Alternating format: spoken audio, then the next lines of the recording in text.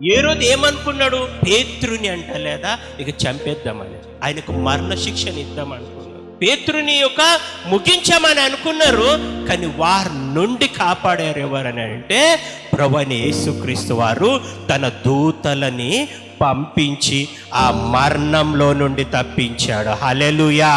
ఏ రోజు మరణం వెంబడించిన కూడా యేసుక్రీస్తు వారి యొక్క దూతలు నీకు తోడుగా ఉండి యేసయ్య నామంలో దేవుని దూతలు నిన్ను మరణంలో నుంచి తప్పించబడుతున్నవి. నువ్వే విధంగా కూడా ప్రయాణిస్తే, నువ్వు బైక్ మీద ప్రయాణిస్తున్నావా, నువ్వు కారులో ప్రయాణిస్తున్నావా, నువ్వు బస్సులను ప్రయాణిస్తున్నావా, నువ్వు ట్రైన్లో ప్రయాణిస్తున్నావా, నువ్వు విమానంలో ప్రయాణిస్తున్నావా, నువ్వు ఏ విధంగా కూడా నువ్వు ప్రయాణిస్తున్నావంటే ఆ ప్రయాణంలో నీకు తోడుగా ఉంటున్నారు ఎవరని అంటే దేవుని దూతలు. హల్లెలూయా.